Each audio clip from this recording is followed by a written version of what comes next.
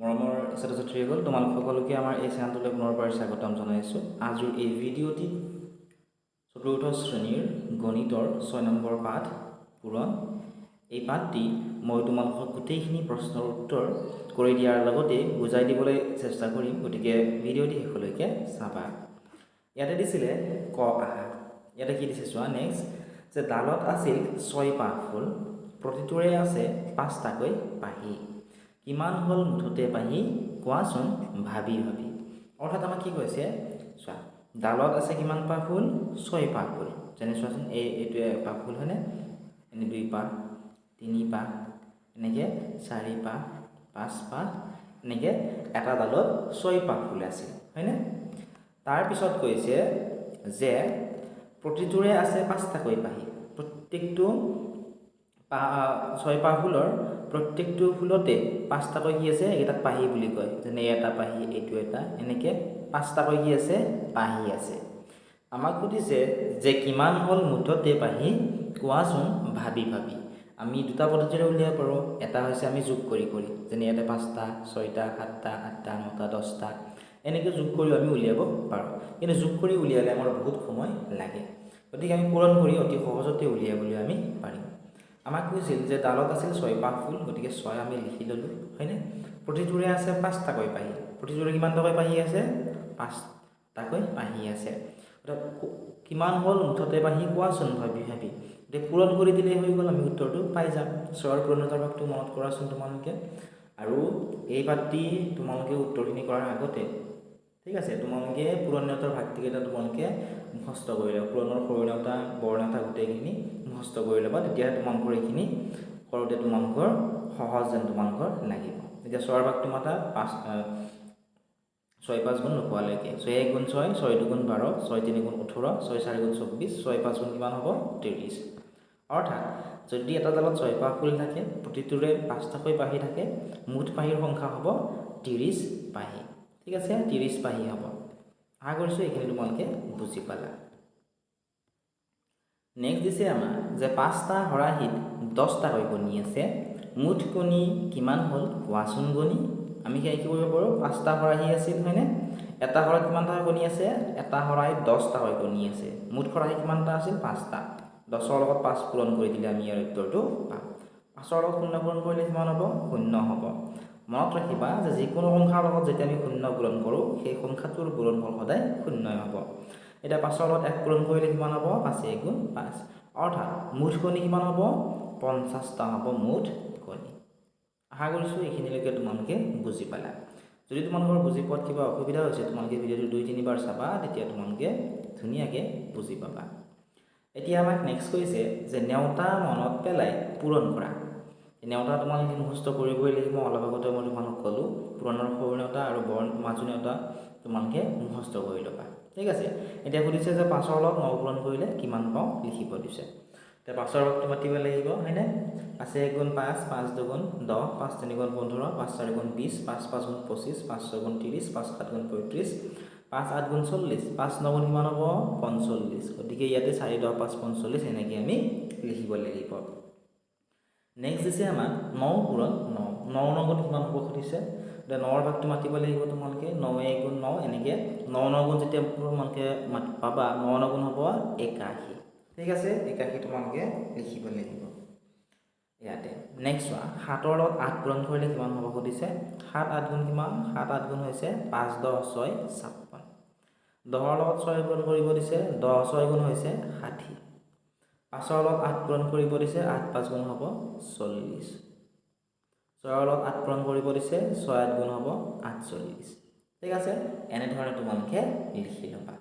আশা কৰিছোঁ এইখিনিলৈকে তোমালোকে বুজি পালা। এতিয়া নেক্সট কি দিছে চোৱাচোন। নেক্সট আমাক দিছিল যে পূৰণ কৰি খালী বাকচবোৰ পূৰ কৰা। পূৰণ কৰি এই যিবোৰ খালী বাকচ আছে চোৱাচোন, এইবোৰ বাকচ কি দিয়া আছে? আমাক খালী দিয়া আছে। এই খালী বাকচবোৰ আমাক পূৰ কৰিবলৈ কৈছে। এতিয়া কেনেকৈ কৰিম চোৱা। এটা আমাক যিহেতু উদাহৰণ হিচাপে কৰি থোৱাই আছে, চোৱাচোন ইয়াত তোমালোকে চোৱা, এনেকৈ চোৱা। ইয়াতে চোৱা কিমান আছে? 5 আছে হয়নে? ইয়াতে পূৰণ চিন আছে চোৱা মাজত, আৰু ইয়াতে আছে 9। অৰ্থাৎ 5ৰ লগত যদি 9 পূৰণ কৰোঁ কিমান পাম? 45 পাম হয়নে? 5ৰ লগত 9 পূৰণ কৰিলে 45 পাম। ঠিক একেধৰণে ইয়াত চোৱাচোন 9ৰ লগত কি পূৰণ কৰিব দিছে 2 পূৰণ কৰিব দিছে আৰু পূৰণ কৰি যিটো ফলাফল পাম সেইটো আমাক এই খালী ঘৰত লিখিব কৈছে এতিয়া আহা আমি খালী ঘৰকেইটা পূৰাবলৈ চেষ্টা কৰোঁ ইয়াতে চোৱা কিমান আছে 9 আছে ইয়াতে কিমান আছে 2 দুটা কি কৰিম পূৰণ কৰি দিম 9ৰ লগত 2 পূৰণ কৰিলে কিমান হ'ব 9 × 9 9 × 2 18 হৈ গ'ল ঠিক আছে এতিয়া নেক্সটটো চোৱা ইয়াতে আছে কিমান 8 আছে 8 পূৰণ কিমান দিছে 7 8ৰ লগত 7 পূৰণ কৰিলে কিমান পাম 8 7 গুণ কিমান হয় 8 7 গুণ হৈছে 56 ঠিক আছে আশা কৰিছোঁ কেনেকৈ কৰিলোঁ তোমালোকে বুজি পাইছা এতিয়া নেক্সটটো কৰোঁ আহাচোন নেক্সট আমাক কি দিছে চোৱাচোন ইয়াতে আমাক দিছিল 3 হয়নে 3ৰ লগত কিমান পূৰণ কৰিব দিছে 6 3 6 গুণ কিমান হ'ব 3 6 গুণ হ'ব 18 3 6 গুণ 18 হ'ব ঠিক আছে নেক্সট চোৱা ইয়াতে কিমান আছে 2 আছে 2ৰ লগত কিমান পূৰণ কৰিব দিছে 5 2 5 গুণ কিমান হ'ব 2 5 গুণ 10 হ'ব 10 লিখি দিয়া ঠিক আছে নেক্সট চোৱা ইয়াতে কিমান আছে 7 আছে 7ৰ লগত কিমান পূৰণ কৰিব লাগিব 4 7 4 গুণ কিমান হ'ব 7 4 গুণ হ'ব 28 ঠিক আছে নেক্সট চোৱা ইয়াতে আছে 4 ইয়াতে আছে 3 4ৰ লগত যদি আমি 3 পূৰণ কৰোঁ 4 3 গুণ কিমান পাম 4 3 গুণ হ'ব 12 4 3 গুণ কিমান হ'ব 12 হ'ব ঠিক আছে নেক্সট চোৱা 6ৰ লগত 8 পূৰণ কৰিব দিছে 6ৰ লগত 8 পূৰণ কৰিলে 8 6 গুণ কিমান হ'ব 48 হয়নে 8 6 গুণ 48 এতিয়া চোৱা গোটেইখিনি আমি সম্পূৰ্ণ কৰিলোঁ এনেকৈ তোমালোকে ইয়াৰে উত্তৰবোৰ তোমালোকে উলিয়াব লাগিব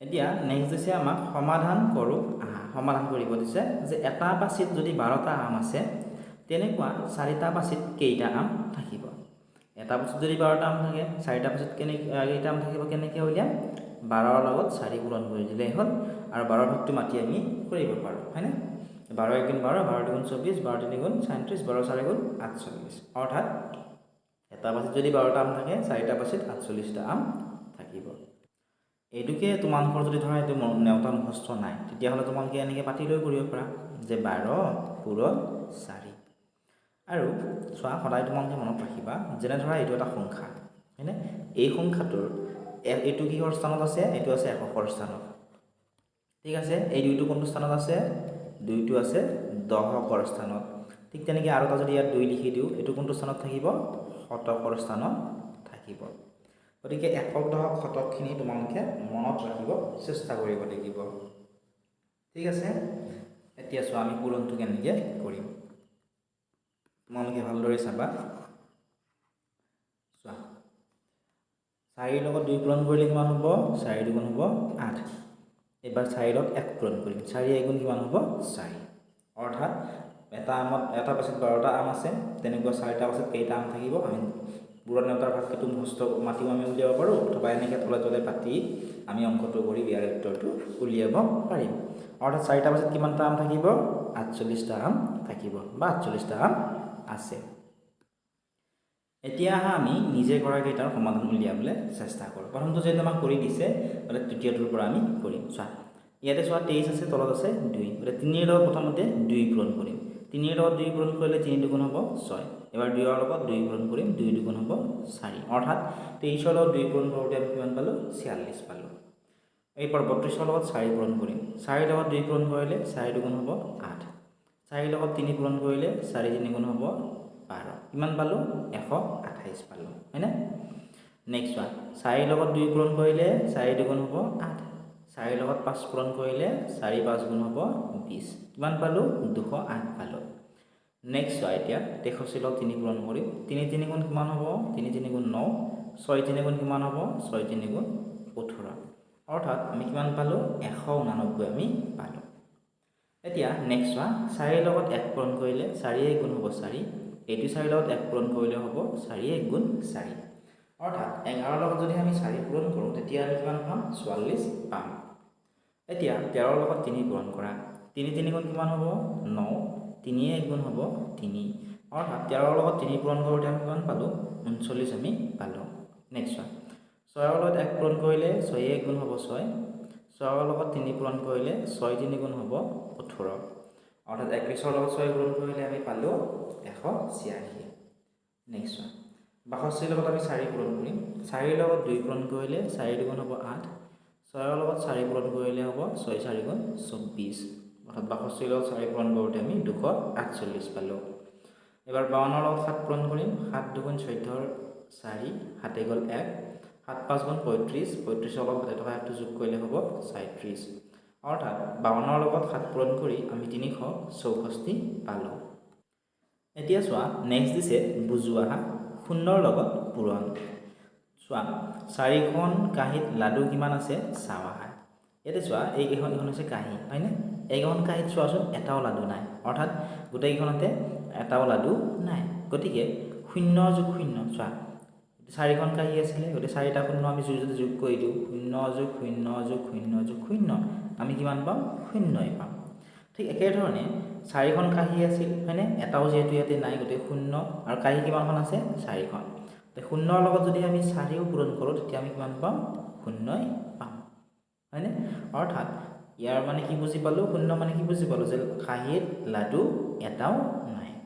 অৰ্থাৎ ইয়াৰ পৰা আমি আৰু এটা কথা গম পালোঁ যে যিকোনো সংখ্যা যদিহে আমি 0ৰে পূৰণ কৰোঁ সেই সংখ্যাটোৰ পূৰণফল সদায় কি হ'ব 0ই হ'ব।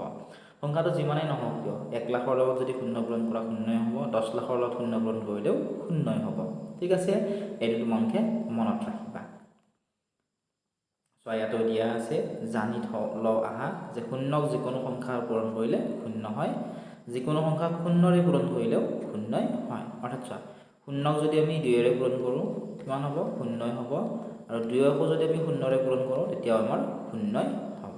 ঠিক আছে, এতিয়া আমি ইয়াৰ পিছৰ উত্তৰখিনি কৰিবলৈ চেষ্টা কৰোঁ আহা। ইয়াতে দিছিল যে পূৰণ কৰোঁ আহা, 0ৰ লগত 9 পূৰণ কৰিলে কিমান হ'ব, 0ৰ লগত যদি আমি 9 পূৰণ কৰোঁ, এতিয়া চোৱা অলপ আগত আমি শিকিলোঁ যে যিকোনো সংখ্যাৰ লগত 0 পূৰণ কৰিলে সেই সংখ্যাৰ পূৰণফল সদায় কি হ'ব 0ই হ'ব, আৰু 0ৰ লগত 9 পূৰণ কৰিলেও 0ই হ'ব।